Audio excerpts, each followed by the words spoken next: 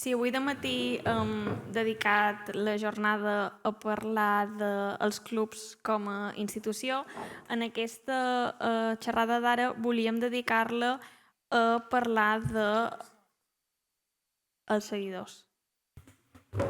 I per fer-ho comptarem amb Helena Barrufet, que és lingüista amb un fort interès per les llengües minoritàries i l'identitat, els drets lingüístics, el llenguatge juvenil i la música. La seva recerca explora les interseccions entre les pràctiques lingüístiques, la cultura i la identitat. Té un doble màster en estudis europeus per la Universitat de Limerick i la Europa Universitat de Flensburg, així com un doble grau en lingüística aplicada, traducció i estudis anglesos per la Universitat de Lleida. Va redactar la seva tesi de màster a l'ICMI, on va investigar sobre la llengua catalana, les polítiques lingüístiques i els estats etnofederals. Actualment treballa en l'Euroregió Pirineus-Mediterrània com a cap de comunicació, dedicada a fomentar la cooperació transfronterera i ampliar les veus de Catalunya a les Illes i la regió d'Occitània dins l'esfera europea. El seu paper professional connecta la comunicació, les polítiques públiques i la representació regional i reflecteix el seu interès més ampli per la llengua, la identitat i la governança en contextos multilingües. Després ens parlarà Sami Koskeleinen, investigador doctoral en Història a la Universitat de Helsinki, adscrit al Departament de Cultures i al programa de doctorat en Història i Patrimoni Cultural. La seva recerca se centra en la relació entre l'esport i la política i identitat, en concret sobre l'europeïtzació del futbol masculí d'elit a Finlàndia entre les dècades del 1980 i el 2010, així com les nocions de finlandesitat, europeïtat i internacionalitat vinculades a aquest esport. També ha estudiat l'esport en relació amb la qüestió lingüística, especialment la gestió de la diversitat en el cas de la minoria suecoparlant de Finlàndia, analitzant les relacions entre llengua, identitat i organització esportiva. El seu treball s'inscriu, per tant, en els camps de la història de l'esport, els estudis europeus i la història contemporània. També ens parlarà Craig Willis, investigador al European Centre for Minority Issues, on treballa sobre comunitats lingüístiques i minoritàries en relació amb els mitjans de comunicació, l'activisme i la societat civil. Ha acabat recentment el doctorat a la Universitat de Flensburg amb una tesi titulada Purpose and Challenges of Minority Language Media i actualment exerceix com a president de l'acció COST finançada per la Unió Europea Plurilingüe Media, la qual es perllongarà fins al 2028. A més, comptam amb Penny Miles, professora titulada al Departament de Politics, Language and International Studies de la Universitat de Bath, on imparteix docència en política llatinoamericana des del 2015, després d'haver treballat a la Universitat de Bristol i d'haver fet el seu doctorat a la Universitat de Cardiff. La seva docència inclou assignatures sobre política i societat a l'Amèrica Llatina, transicions a la democràcia, polítiques LGTBIQ i gènere i justícia transicional. La seva recerca se centra principalment en les polítiques LGTBIQ+, i en les relacions entre el gènere i el futbol, amb un interès comú per les institucions, polítiques, legals i esportives i el seu funcionament en contextos marcats pel gènere. També ha estat investigadora, consultora en drets humans a la Universitat Diego Portales. Forma part del Consell Assessor d'Igualtat, Diversitat i Inclusió de l'Associació de Futbol de Gal·les i és coeditora del butlletí d'investigació sobre Llatinoamèrica. Moltes gràcies a tots per acompanyar-nos. Quan vulgueu. You want to sit here or go up? Okay. Bon dia, bona tarda a tots. Moltes gràcies. Com han dit a la taula rodona anterior, en Cristòfol, la Maria, en Serius i jo hem estat treballant en una recerca sobre diferents clubs que utilitzen la llengua catalana i volia donar les gràcies per aquesta oportunitat. I així doncs parlaré sobre les actituds lingüístiques a la Unió Esportiva de Sant Andreu. També vull fer un petit parèntesis dient que tota aquesta recerca l'he fet com a persona externa, no tinc res a veure amb la Unió Esportiva de Sant Andreu, així que també volia deixar clar això. Per poder començar a explicar quina és la selecció o la tria lingüística que tenen els aficionats d'aquest club de futbol, també ens hauríem de remuntar una mica i saber que és la Unió Esportiva Sant Andreu.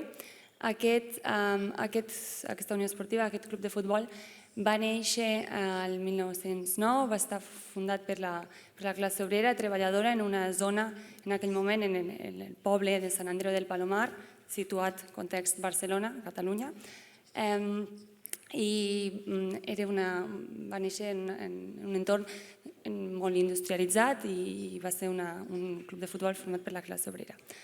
Llavors, actualment, va néixer el 1909 com l'Andreuenc Club de Futbol. Després va haver un altre club de futbol,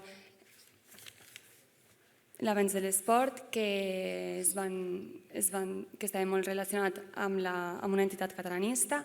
Així doncs, el 1925 es van unir diferents agrupacions esportives fins a formar la Unió Sant Andreu el 1925.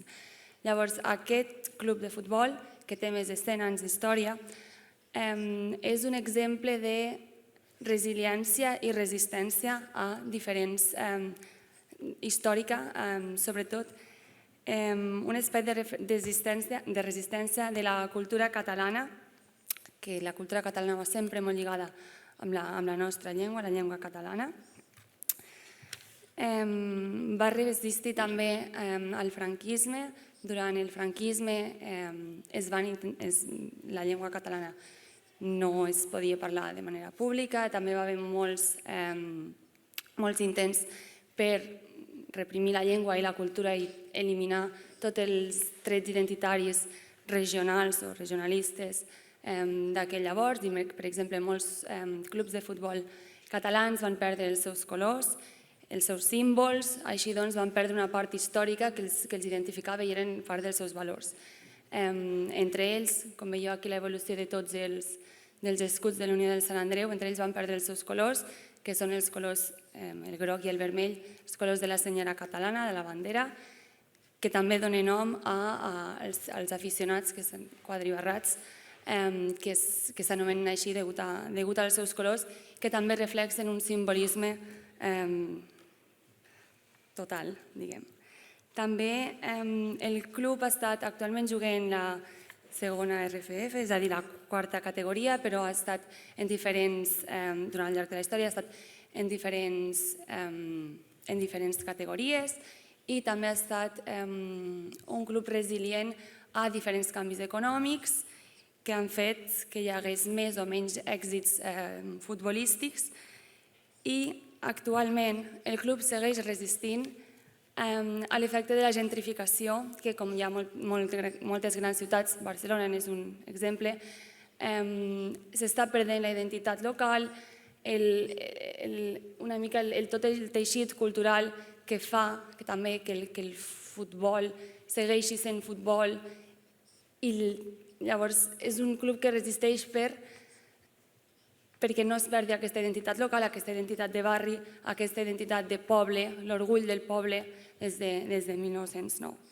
I finalment també estan lluitant, hi ha una intenció de que el club segueixi amb els seus valors, segueixi sent un club proper, no sigui un club mainstream o club d'èlit, un club de futbol molt allunyat de la seva gent, sinó que els valors segueixin allà, que és el que els fa especials, i entre els valors hi ha la seva llengua, però també tots els valors de tota la resistència que he anat dient, que he anat anotant, la classe obrera, antifeixista, catalanista, sobretot molt lligada amb la llengua, amb uns valors que promouen el compliment dels drets humans i diferents causes socials. I això és, aquest context crec que era molt important per poder entendre quina llengua tria aquest club i quina llengua trien els seus aficionats i quina és la dinàmica. Així doncs, a mode recapitulatiu, la tria dels aficionats d'aquest cas va directament relacionada amb el sentiment de pertanyença, de pertànyer al barri o al districte de Sant Andreu, la identitat catalana, des dels que porten molts anys d'història i continua allà, una història de resistència lingüística, cultural, que es va intentar eliminar, tant la identitat com la llengua, però no es va aconseguir i així ho han tornat a agafar els símbols que representen aquest equip. I actualment el context social, en un context de gentrificació on el teixit local s'està perdent, on hi ha nouvinguts que no parlen català, la gent fa el canvi per deferència a aquestes persones per respecte. Llavors, al final, tot això, tots aquests usos tenen un impacte en el català i canviar de llengua també és una cosa que està passant i amb aquest club estan intentant que això no passi. Llavors també això està recolzat, no com en altres casos que hem vist en altres clubs, està també reforçat per una voluntat de la institució que club i afició utilitzen el català i la institució és plenament coneixedora, aquesta institució sí, del seu passat, de la seva història, del llegat que té aquest club i del sentiment que té l'aficionat de l'UESA. Llavors, per aquesta recerca hem fet una mica d'investigació sobre els diferents usos en diferents elements que es poden veure relacionats amb l'entorn del futbol, entre ells els càntics, com hem dit, hi ha més de 100 anys d'història, molts càntics que hi ha a l'estadi són en català, no us direm que el 100%, perquè com també s'ha comentat durant les jornades, el futbol és un àmbit molt castellanitzat, els vamos, etc. és un àmbit molt castellanitzat. Sí que m'agradaria destacar que l'himne, Flames i Ginesta, que fa referència Flames al vermell i Ginesta al groc, als seus colors, als colors que els representa i als colors de Catalunya, va estar, el 2024 van tornar a reprendre el mateix himne històric, però l'han modernitzat i l'ha modernitzat un grup català molt conegut, que és Ginestà, que de fet són del barri de Sant Andreu. I amb aquesta iniciativa hi ha una segona lectura que seria volem continuar amb la nostra història, no la volem perdre, però necessitem renovar-la i la renovem mantenint el que tenim, mantenint la història, mantenint la llengua, mantenint frases o estrofes que s'han de mantenir i a més també s'ha escurçat l'himne. S'ha escurçat l'himne perquè l'himne és un moment que es posa al principi dels partits, un moment de connexió entre afició i els jugadors quan estan entrant al camp. Un moment de dir, estem tots junts i som aquí, llavors som aquí recolzant-vos. Llavors que sigui un himne més curt fa que l'himne no es talli i llavors quedi com el moment d'entrada al camp i de tota l'afició que sigui com rodó. Aquí veieu diferents imatges de les graderies durant els partits. Entre ells veieu molt groc i vermell, que són els colors de la bandera, els colors del Sant Andreu, els colors de la senyora catalana.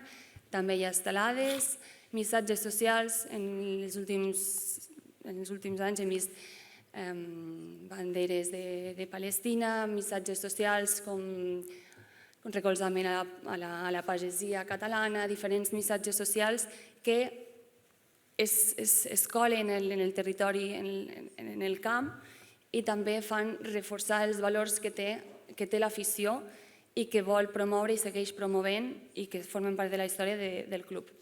També hi ha com a símbols a vegades la moreneta, o també es canta els segadors o el virolai. No podem parlar de l'UESA sense parlar d'un dels grups d'animació més famosos.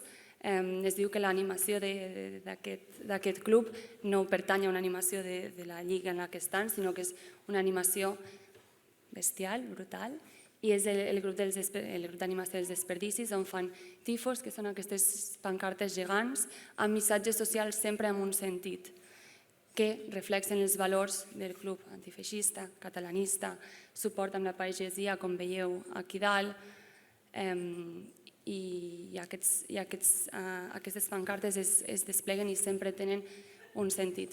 A més, com hem estat dient, l'afició no és només esportiva, l'afició és cultural, del llegat històric, del llegat lingüístic que deixa aquest club i la història que té aquest club.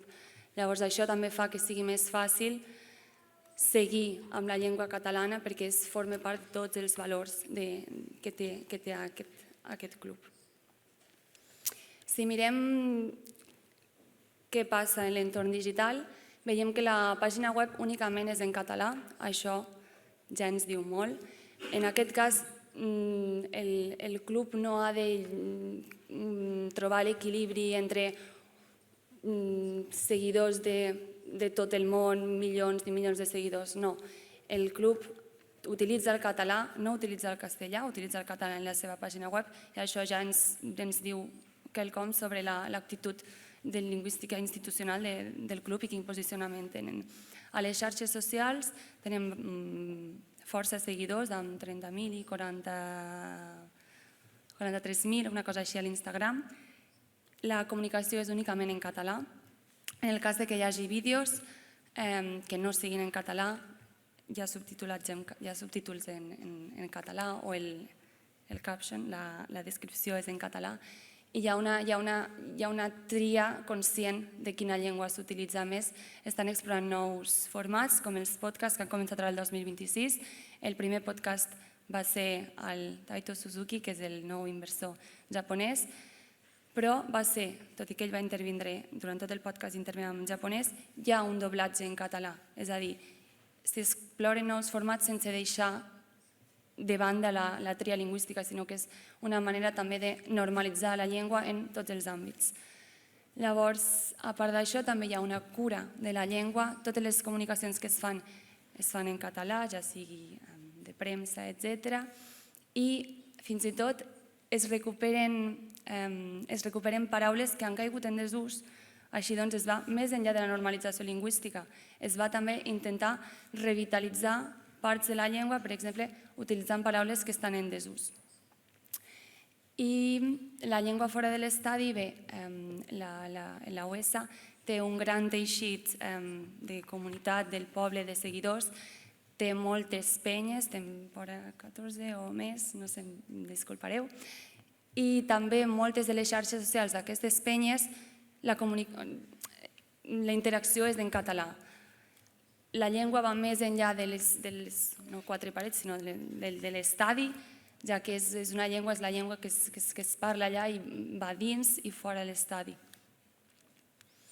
En relació amb l'impacte que té la internacionalització, en aquest cas el Sant Andreu no és l'UISA no és un club que hagi de respondre a tot el que hem vist abans amb l'Espanyol, el Barcelona, amb el Futbol Club Barcelona i amb el Girona, però sí que quan van a territori que no és contra clubs catalans, continuen amb els seus valors, continuen fidels amb els seus valors d'identitat catalana i amb els seus valors que caracteritzen el club. Per exemple, utilitzen partits que saben que hi haurà molta repercussió mediàtica per recolzar els seus valors amb causes com, per exemple, recolzament a Open Arms, etc. Així doncs, és una plataforma, quan hi ha partits en altres regions que hi haurà mediàtic, per reforçar els seus valors i no pas canviar-los, ni molt menys. Fa poc han canviat d'inversor i hi ha Taito Suzuki ara, que és un inversor japonès, que és que gestiona part del club. Llavors sí que al principi part de l'afició tenia por de potser aquesta persona no sap què està passant, no sap la història del club, que no la internacionalització, l'expansió ens faci perdre els nostres valors com a club, que és el que ens fa especials. Així doncs, l'afició prefereix preservar el futbol de barri proper amb els seus valors que pot ser pujar a altres categories i perdre tot el que els fa ser qui són.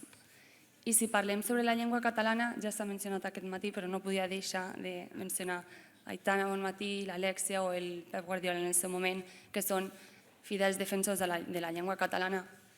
Allà on vagin, Ballon d'Or, les entrevistes que li van fer ahir a l'Aitana després d'anar a votar, on mantenen el català i són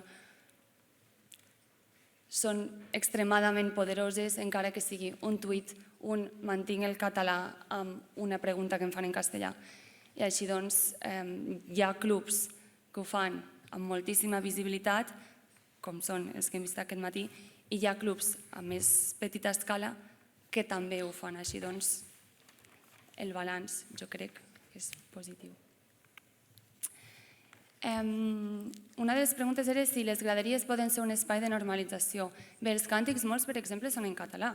Llavors, és una manera, si una persona va a l'estadi perquè està interessat en el futbol o en aquest equip, d'aprendre català d'una manera informal. No cal estudiar la gramàtica, no cal estudiar... No, únicament tornant a recitar els càntics en català ja és un primer pas cap a començar a despertar un interès cap al català.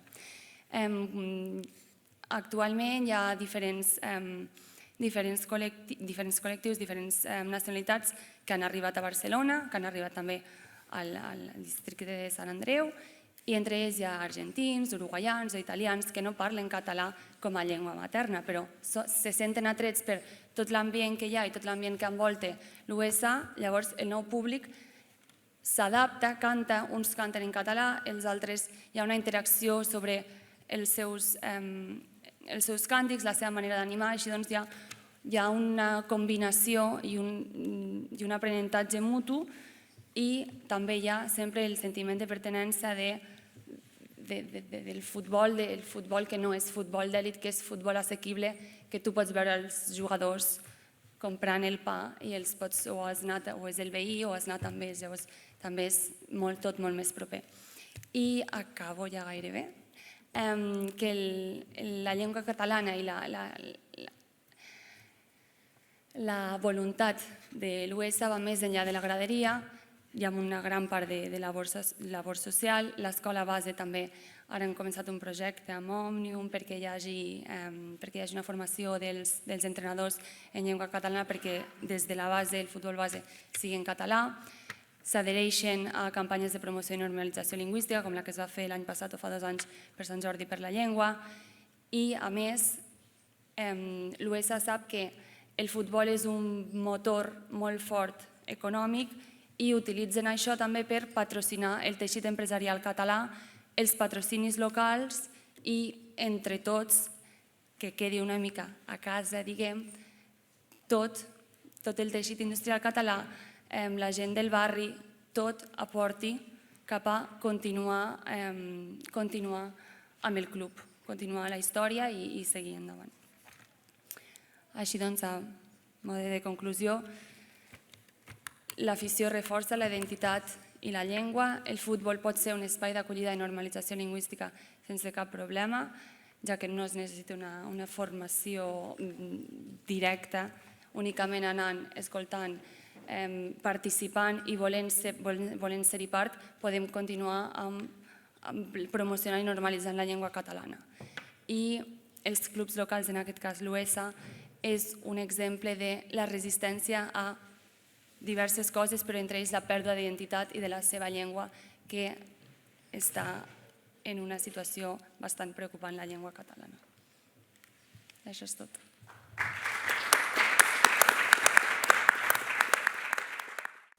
Hello, everyone. Probably you can hear me. Wonderful. Hello, everyone. My name is Sami Koskelainen. I'm from University of Helsinki. It's a great honor to be here.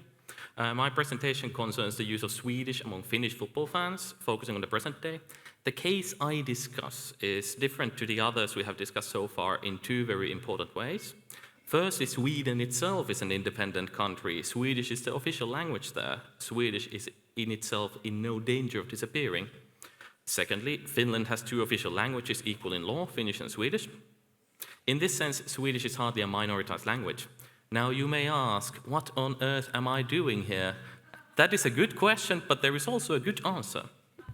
The pattern of the use of Swedish in Finland does in some ways resemble many minoritized languages despite all the legal equality, and that makes Swedish an interesting case. I'll first give some basic facts about the status of Swedish in Finland, and then I'll discuss 2 regional cases, including 4 clubs. The goal is to show the different kind of functions Swedish can have in the Finnish football context, and how this can also contrast with clubs' language policies. So I'll also talk a bit about the club side of things, because it's a very useful context. Finland is officially a bilingual country. Finnish and Swedish are equal languages by law, and all Finnish speakers need to study Swedish in school and vice versa. People in Finland are registered by their native language, and around 5% register Swedish as their native language. You can only choose one in the registry. Most Swedish speakers know Finnish, but it doesn't work vice versa. Finnish speakers are not usually fluent in Swedish. Swedish speakers do not consider themselves a minority, rather they are Finns who happen to speak Swedish. In addition to legal equality, they have a strong political lobby. The Swedish People's Party receives around 4% of the national vote in all elections. Swedish has a very stable legal position, but by raw numbers, they are definitely in the minority, and that generates dynamics that are also familiar from minoritized languages. Finland's bilinguality builds upon parallel language-based structures. So, for example, there are separate monolingual Finnish and Swedish daycare, schools, university departments, and so on, for instance. Civil society too was, and still is, split often by language. So historically, there have been separate sport clubs for Finnish speakers and Swedish speakers, of course bilingual ones sometimes as well. And while it might be difficult to believe this in Barcelona, there are places where football is not the most popular sport, and Finland is one of those. Ice hockey is by far the commercially biggest one. I'll talk mostly about football here, but what I say generally goes for ice hockey as well. You can see on the map the geographical spread of native Swedish speakers, concentrated mostly on the coastline, with majority Swedish-speaking areas in parts of Ostrobothnia and parts of southern Finland, as well as the autonomous monolingually Swedish Åland Islands. Today I will talk about Ostrobothnia, which is around there, and the capital region, which is about here. Briefly about the two cases, Ostrobothnia is mainly rural areas and small towns, largest one maybe like 60 to 70,000 people. Often these towns have large language minorities, as in neither Finnish nor Swedish dominates completely, at least a quarter or so speaks the minority language.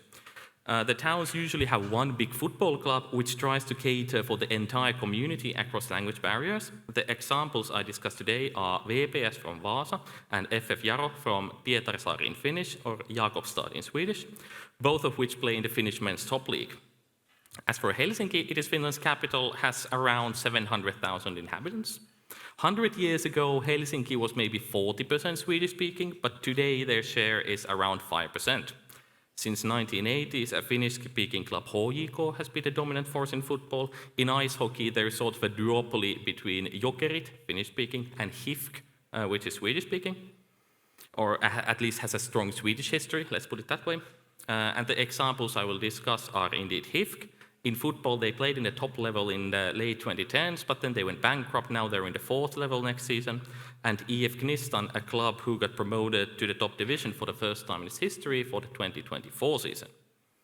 As for the Ostrobotnian case, VPS from Vaasa is historically the town's Finnish club. Competing on the top level, it has a great interest in catering to all of Vaasa, to broaden its supporter base and so on, to draw all the resources it can. So in this regard, Finnish football is on the level of Barcelona and Espanyol. Professional sport necessitates crossing traditional identity barriers. On the pitch, we would lose. The club communicates in Finnish, the fans sing in Finnish, their main local rivals are a Swedish-speaking club, so for all intents and purposes, VPS is associated with the Finnish language. But the club recruits from all of Vaasa and international as well, across language borders, so they also have Swedish-speaking players. In the photo there, in 2023, two VPS legends, Stephen Morrissey from Jamaica and Sebastian Strandvall from Vaasa's Swedish-speaking community, who had as a youth player vowed that he would never play for the Finnish-speaking side, but that's what happened. They both retired in 23, and the fans honored them with a bilingual tifo pictured here in English and Swedish. Text, Legends Forever, för evig legenda. Considering the symbolical role tifos have for the fans and how they express their emotions and identity through it, it is pretty significant that they can use Swedish in this sort of context. The same thing happened last year when another Swedish-speaking club legend, Jesper Engström, retired. So Swedish is used strategically to facilitate inclusion of all members in the local community. In Pietarsaari and Jakobstad, a situation is similar, but the languages are inverted.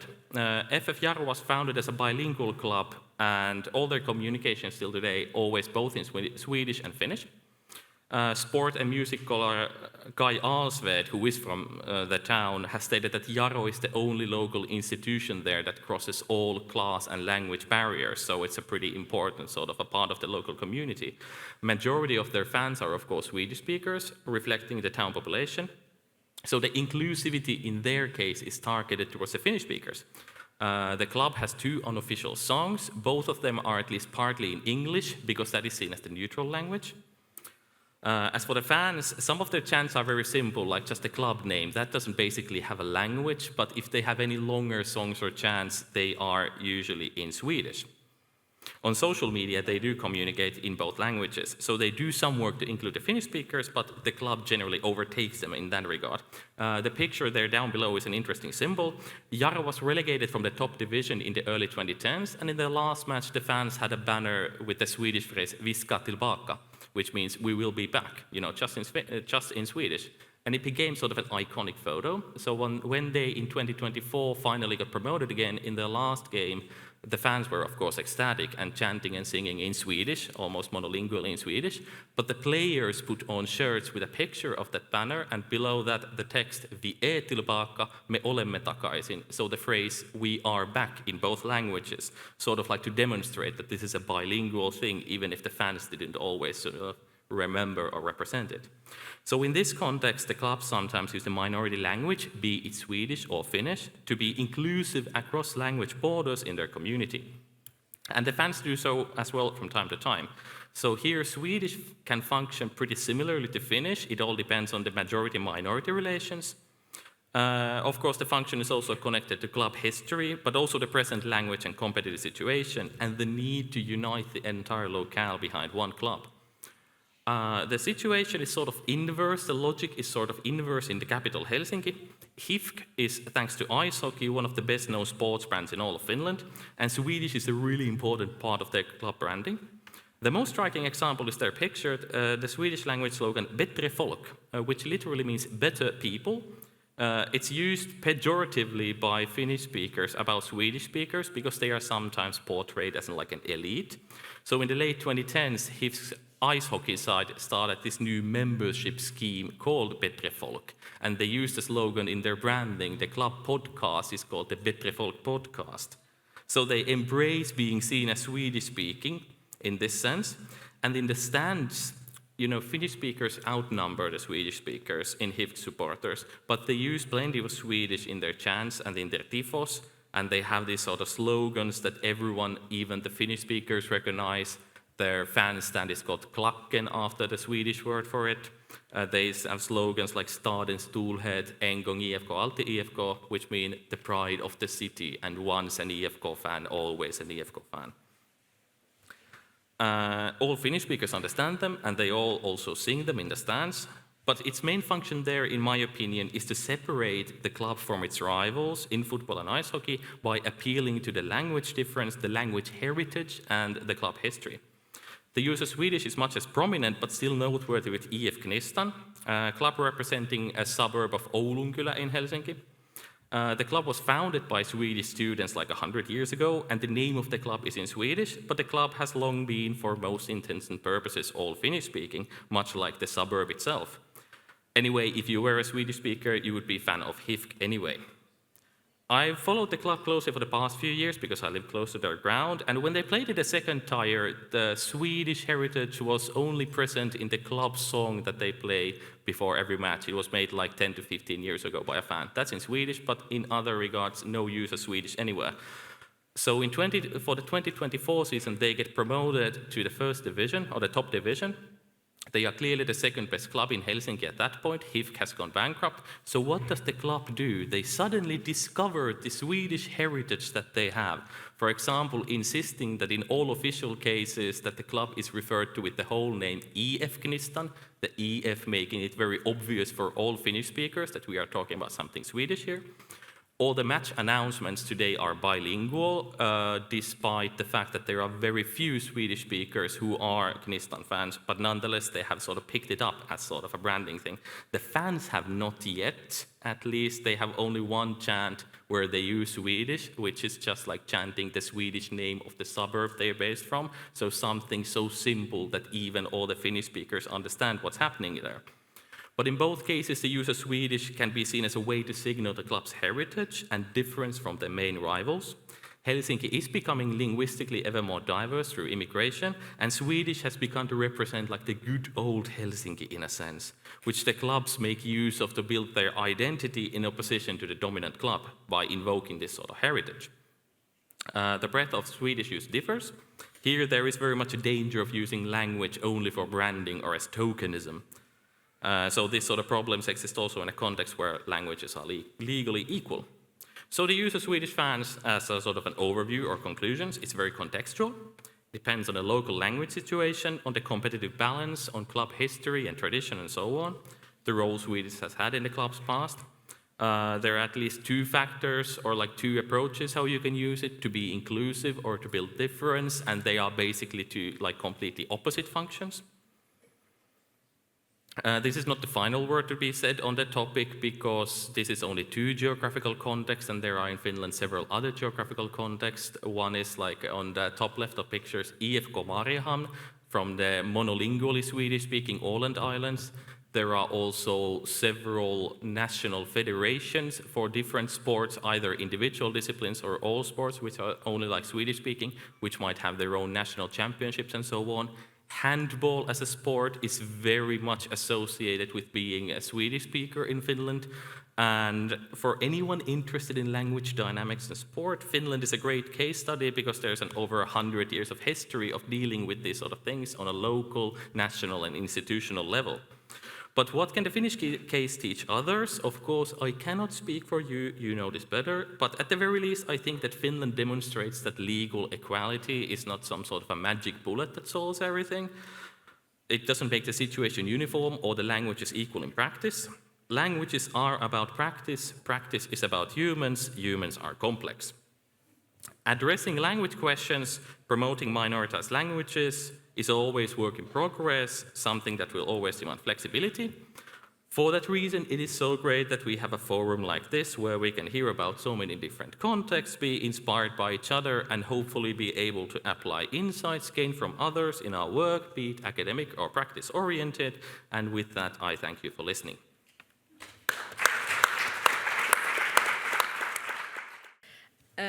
I'm going to, again, following on from Sammy, talk about the national context. So moving away from club football into both women's national fandom and men's national fandom in the Welsh context.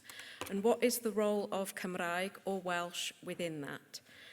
And also, how does that play into understandings and configurations of national identity? So how do we use one of the few kind of manifestations of Welsh national identity inwardly, but also outwardly? So that's what I'm going to be looking at today.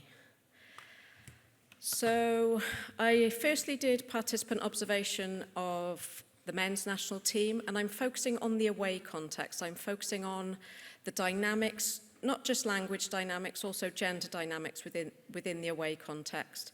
So I did participant observation across 8 matches from between 2016 and 2018 in the men's context. But I also did 16 interviews with female fans about their experiences of away fandom and also of Euro 2016. Euro 2016 is kind of the point of departure for Welsh recognition, the language, but also the identity and how the two come together in footballing terms. So kind of putting Wales on the map, really, not just in footballing terms, but in national terms. And in terms of the women's national team, I've been following them since 2019 in the away context. I've been to 18 matches. I originally wanted to observe what was going on in terms of fan culture and fan dynamics. The second match I went to, there were 5 fans. The third match I went to, I was the only fan. And so rather than observing, I had to become kind of the activist making that space visible.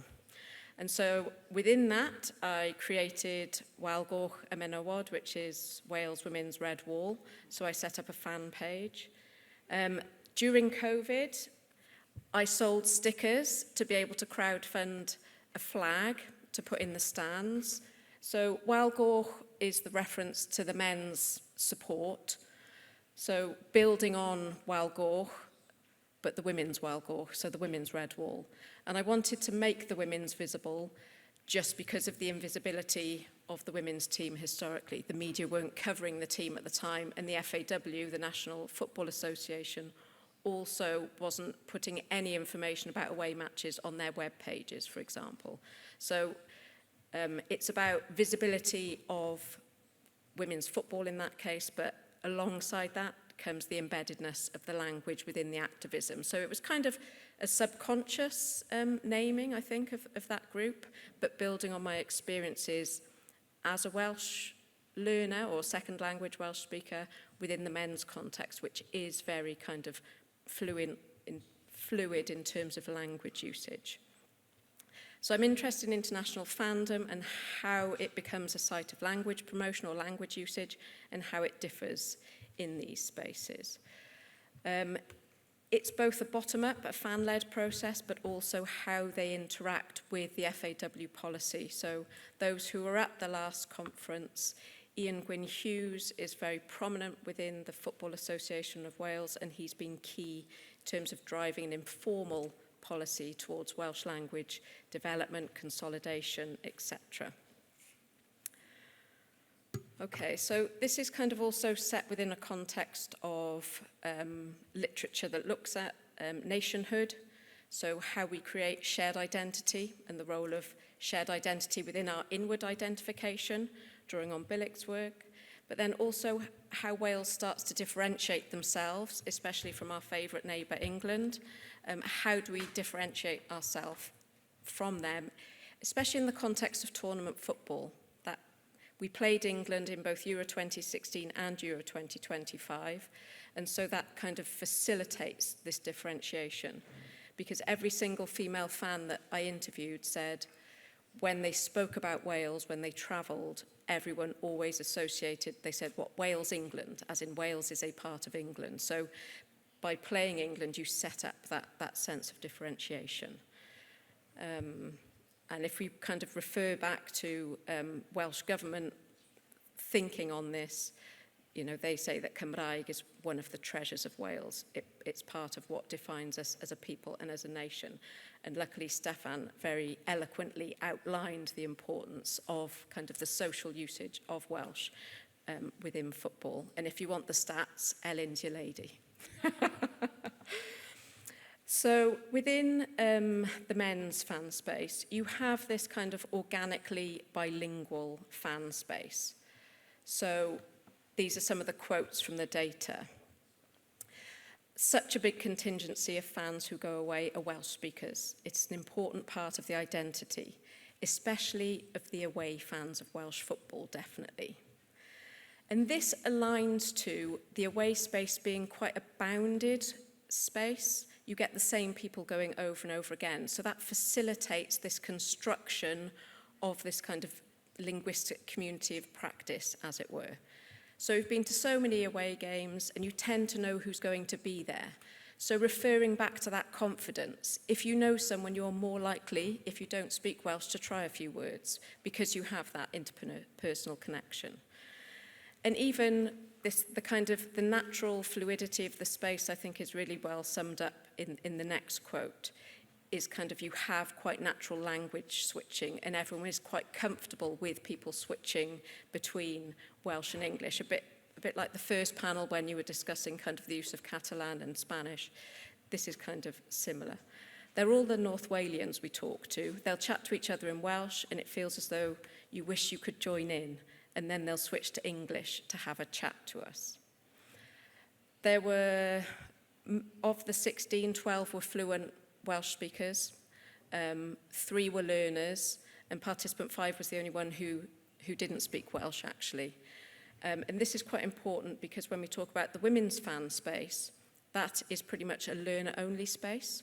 And so it's quite interesting how we have some of the fans of men's football coming over to women's football fandom, and they're kind of bringing their Welsh learning with them into that space as it's consolidating.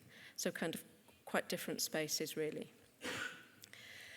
But whilst you have the kind of bottom-up usage being quite natural within that space, you've also got what Ian Gwyn Hughes has called a more informal language policy. I'm not sure if he's ever written it down. I did ask him and he said no, but it could be there stored on his computer somewhere. So an active policy to interview players in Welsh in front of the media. So this is why Euro 2016 was so important. Not only are you able to interview players such as Aaron Ramsey, they also interviewed assistant manager Osian Roberts.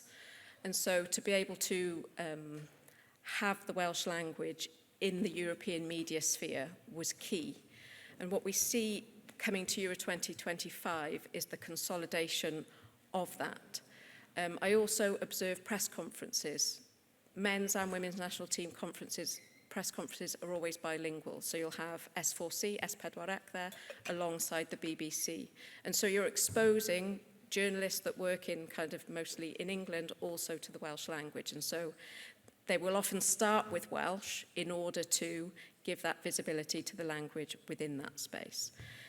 But in terms of kind of linguistic markers, the use of the T-shirts, pretty much all the fans referred to the importance of using diolch, thank you, on the T-shirts when Wales crashed out of the Euro 2016 semi-final. And so it was, again, using the media coverage to render this language, visible. What does diolch mean? But it was also the receptivity of that policy by the fans in terms of this kind of iterative conversation, as it were, through symbols between the fan base and the National Association. And it also allows, again, that differentiation with England outwardly to the world in terms of we have our own language.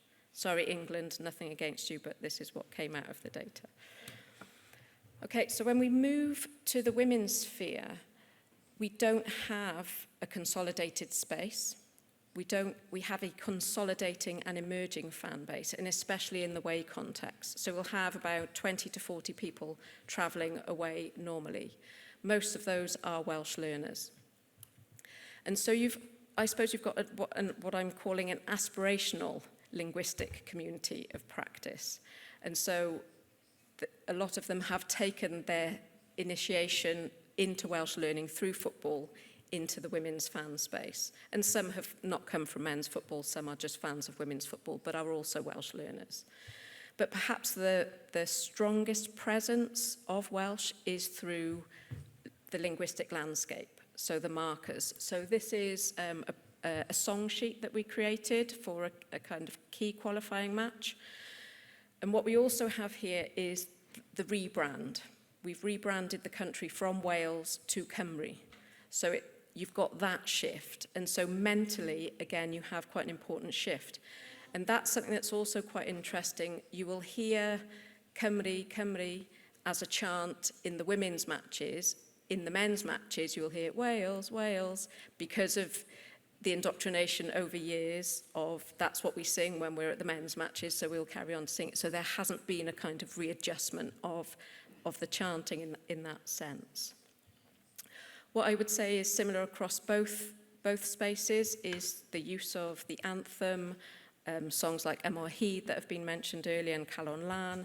Those also kind of function as both creating this shared identity, but also, again, that outward differentiation in terms of identity construction.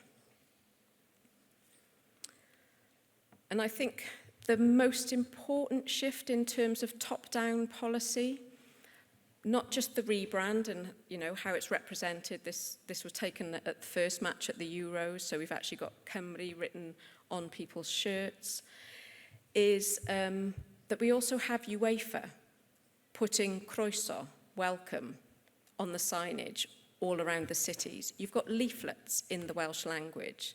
So the FAW language, albeit informal policy, is now being translated to the next level. And then so it's very present within the kind of, as a visual and symbolic representation of the language. And I've brought this with me today in terms of the material culture, because women's football does not have much material culture. So this is kind of the first ever official kind of program fanzine that we've had for a tournament. And it starts with Welsh. I'm not sure if that was the case in Euro 2016 for the equivalent. I don't have a copy at the moment, so I'm not sure. So there's a kind of dual importance, really, of this material culture. It's about visibility of women's football, but also linguistic messaging kind of through that. And when we play away, if you've only got 20 to 40 supporters, I've got more. I came with props.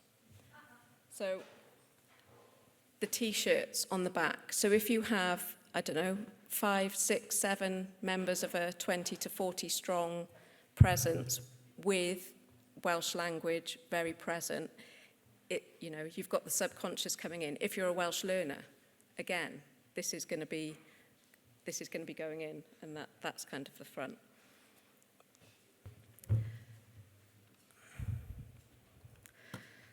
So, kind of to try and bring it to a close before I go over too much, you've got a very consolidated bilingual, organically bilingual fan space within men's national away fandom. So you've got a strongly embedded linguistic community of practice versus this consolidating space with an aspirational kind of community of practice.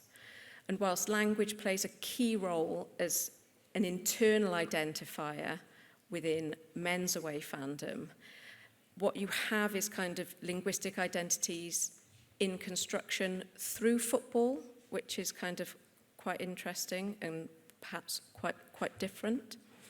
You've got predominance of linguistic markers or linguistic landscape within women's national fandom that's present but not as salient within the men's context. It plays a much more important role within women's football, the signage. But the shift from Euro 2016 to Euro 2025 has been huge in terms of institutionalising the use of Cymraeg and Cymru through press conferences from the FAW level to the UEFA level. Having leaflets in the Welsh language was huge, and I think unexpected even for me. And I think that has also impacted on the status of the Welsh language. So all of those I interviewed who were first language Welsh speakers spoke of how Welsh hadn't really been valued even within Welsh communities. Now, by the time you come to Euro 2025, you've got a big shift in terms of the respectability, the legitimacy of the language. It's gaining status, it's gaining visibility and embeddedness, even if it's not as embedded within that growing fan base per se. And I'm just going to finish with a quote about the importance of popular culture. And I would say, added to that, one way where we do differ from the men's national team is one of our fans is a very big fan of the Welsh language music group Adwaith. So they sing Adwaith songs in the stands, and they played at Euro 2025. And so they are trying to take it in a different direction, perhaps modernise it slightly from Dafydd Iwan with Ymorhyd to a more modern, perhaps younger take on how we use our language within that space. So, diolch yn fawr iawn. Gracias. Thanks. I'll be quick because I don't want to deprive you of an afternoon coffee. My case, the case I'm going to present is of a team in the second division of Italian football. But from the name, you can tell that it's not a typical Italian name, FC Sud Tiro. I'm not from Sud Tiro, so it's very much an outsider's perspective, but I have been to a game I'll talk about in the methodology. And I think there's some similarities with the kin state situation, well, having a language like Sami spoke of for Swedish and Finland, but as my title is getting to, in some senses, depending on your perspective, I think this could be a worse practice example of bilingualism or double monolingualism. So I'll very briefly on South Tyrol. It's an autonomous region in North Italy, formerly Austrian Empire before the First World War, was given to Italy after the First World War. German speakers were very much suppressed under Mussolini. There was population transfer, then back after World War II. Then there was various autonomy statutes, and so it's an autonomous region. Demographically, the region has overall nearly 70% German speakers. They have a lot of data on this. If anyone's interested, there's an autonomy dashboard of different statistics on Eurac's website. But if you type in autonomy dashboard South Tyrol, it comes up on Google. But in the main urban center of Bolzano, it's only 25% German speakers. So it's a bit of a mixed situation in the region. So the autonomous statute is based on regular language census figures, which mean they know exactly who you cannot declare for bilingual. You have to pick one of the speaker groups. There is also Ladin, around 4% of the territory. It doesn't really come into this case particularly, but it's important to mention it's there. And then I would argue that you have then an effective segregation because of this policy. So you have separate schools, separate sports clubs, separate political parties, and separate fan bases for clubs, as I will go on to show you. It's typically known that a lot of the German speakers in the region are Bayern Munich fans. There's an official fan club. There's people that go to every home game from Südtirol across Tyrol to Bavaria. Whereas the Italian speakers are typically likely to be Juventus or one of the Milan clubs because there's no big Italian club there. And for a long time, this was quite an irrelevant club. They had never been higher than the third division until a couple of years ago, and that's when they became more visible and the fan base grew because bigger teams were coming to play in Bozen.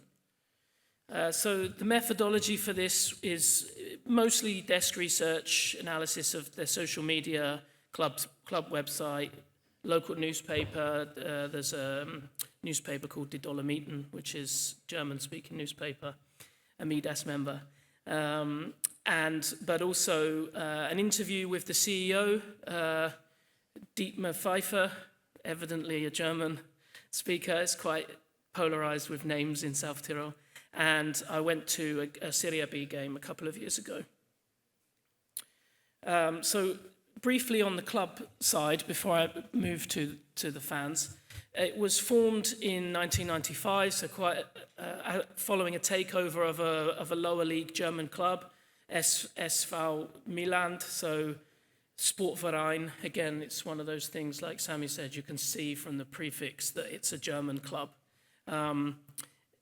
Then the club was renamed FC Südtirol in 1995, and this is on their website, but also came up in the interview with the CEO that is very much the vision was for the club to be for a region and not a town, which I think is relatively unique in club football. Some people do speak of Osasuna as a club for Navarre, but by and large, clubs are usually associated with cities or a specific urban area. It was originally located in the town of Brixen, which is about half an hour north of Bozen, so even more, very much a German-speaking territory. But then they relocated after being promoted from Serie D to Serie C2, I think, in the early 2000s, because they needed a pitch that met the regulations and stuff. Then later on, there was a name change, which the club claimed is just a badge change. So the old badge there is the lower image, which said FC Sud Tyrol Alto Adige. Alto Adige is the Italian word for South Tyrol. And then they changed the badge to be FC Sud Tyrol with Bolzano Bozen. And there was a bit of a backlash from the Italian-speaking fans, but the club argued that the club was already called FC Sud Tyrol. It's just they changed the badge. Then they were promoted to Serie B, where they remain at the end of the 21-22 season. And after this point, the club obviously became more known internationally, like Serie B is shown all over the world, and also more known in Italy itself, across Italy itself. So officially, they're a bilingual club. All their signage is bilingual. That image there in the top left was a photo I took at the training ground. There's bilingual options for merchandise, so that's like a baby bib that one of them says in German, Mein Verein, and the other one in Italian. All of their social media is bilingual, and that goes to the same with the website. And interestingly, the stadium announcements are bilingual. So when they're announcing before the game and substitutions, it's all Italian and German together. So the club says it represents 3 languages, but you never see Latin. What's interesting is the fans. So I studied the fan groups. There are a lot of registered fan groups, but the main fan groups, and I'll show you some images that I took of them, are the Gradinata Nord, which still exists, and they're very Italian speaking. In the game I went to, which I come to on the next slide, the top 2 in the top left, so their stadium has 2 stands that run along the long edges. There's nothing at either end. And when I went in 2023, there was 2 sets of fans at the end of each stand opposite one another, both home fans. One of them on the left is Kurve Sud, which is a German-speaking. I spent half in each half, so we switched at half time. I was with a friend of mine who is from South Tyrol as a kind of local expert, not really into football, but was helping me with the language and the context. And so we spent the first half in the Italians' side, where they were all chanting in Italian. They call the club Alto Adige, so they don't call the club by its official name. And then the other half, we went to Kurve Sud, where they were chanting trilingually. They even had a line in Latin, but you hear them speaking, and you can see, visually, you can usually see the difference between a German and Italian in South Tyrol. Blonde hair, blue eyes against typical Italian looking. So you could see there was a visual difference between those. And the Gradinata Nord are kind of your more typical Italian ultras style, whereas the Germans, I would say, appeared more as your kind of Bavarian fans style. You can just feel that they're different types of people. Without trying to put people in boxes, Germans and Italians are not the closest culturally, I would say. So Gradinata Nord came out with a statement in 2022 after promotion stating that they think the fans should only chant in Italian, and essentially saying it's embarrassing for us to chant in German now that we're playing teams from across Italy. As a result of this, Kurve Sud formed in 2022, but they then disbanded in 2023 and created a new subgroup called FDS Sud Tyrol. I couldn't find out what FDS stood for, but they claim to be bilingual. Most of my knowledge from this side of things is on Instagram, because all these clubs have, all these supporter groups have their Instagram statements, and they put out statements about it that are bilingually in Italian and in German. But Gradinata Nord still exists. So this is a photo on the right there that I took from the Instagram of FDS. And you can see, is the pointer working? Yeah. So you can see this is Gradinata Nord. They say the town Bolzano, no mention of the bilingual name. Italian colors, This is another group that's in Italian. You can see the flag here, Alto Adige, but then you can also see that FDS now stand with them. This is an away game. I don't know what happens at home games.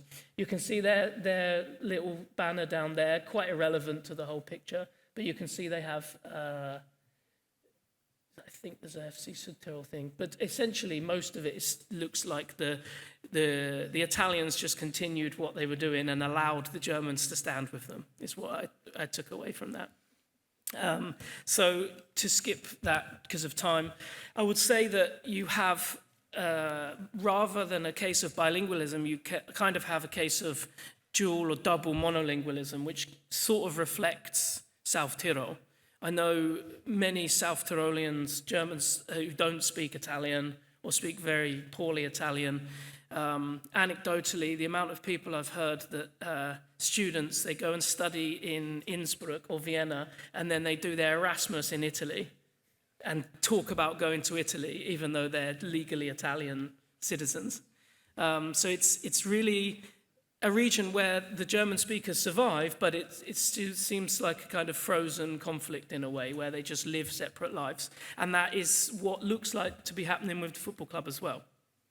I think it's quite a cautionary tale in a way about how bilingualism can just lead to two separate groups.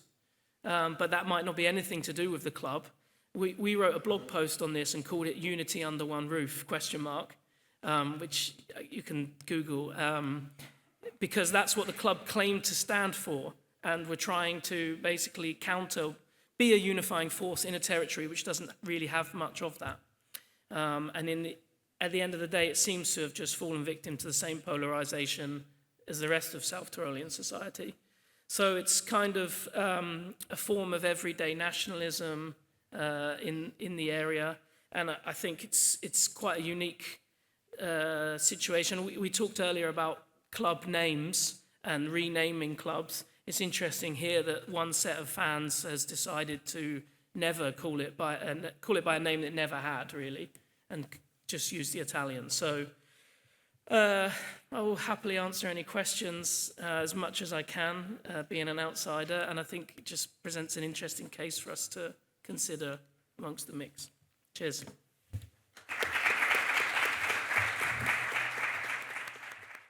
M'agradaria fer-te una pregunta, Helena, sobre el tema de Sant Andreu. Són dues preguntes realment, però bastant curtes. La primera, m'ha cridat molt l'atenció el que has comentat de com el Club de Sant Andreu ha ajudat a renormalitzar paraules que s'havien perdut. Podries donar algun exemple d'aquest cas? I després també, per la teva presentació, sembla que tot a Sant Andreu s'està fent molt bé pel que fa al català. De fet, és de tots els clubs que s'han presentat, és potser l'exemple més esperançador. I volia simplement saber si creus que hi ha alguna cosa que es pugui millorar, alguna cosa que sí que això que es podria millorar pel que fa al club. Gràcies. D'acord, doncs seré breu.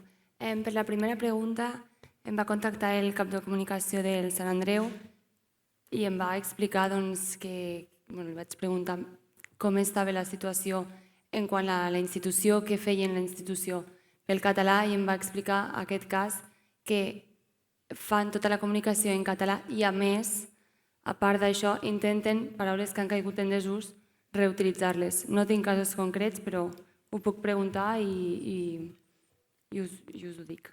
I després la següent pregunta, sí que és el cas que sembla més esperançador i tal com es veu des de fora, hi ha molt ús de la llengua catalana. Ara jo no he estat al vestidor, no sé com es treballa dins, tot és des de fora. El que sí que sé, que sí que vaig preguntar, de fet, al cap de comunicació, va ser, bé, l'entrenador ara mateix no és catalanoparlant. Quines dinàmiques hi ha entre l'entrenador i els jugadors del primer equip.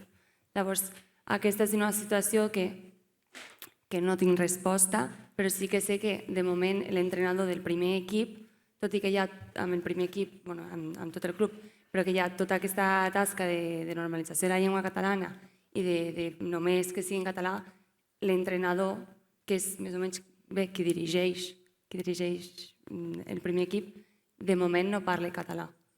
Llavors, això s'ha de veure com avança, si hi haurà un cas com l'entrenador del Girona o no, si té voluntat, si des del club són conscients, si se li està donant un període d'adaptació o no. Llavors, això tampoc tinc resposta.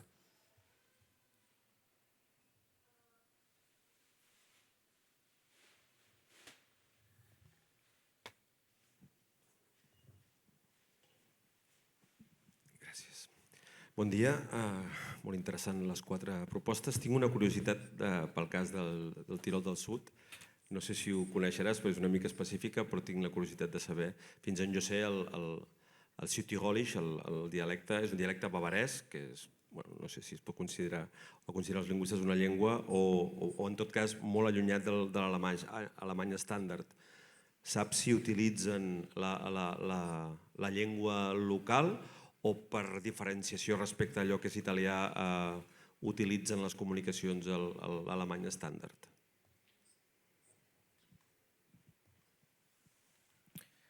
I think as the club, it's Hochdeutsch, like main German, but the fans will speak in, like most South Tyroleans speak in dialect.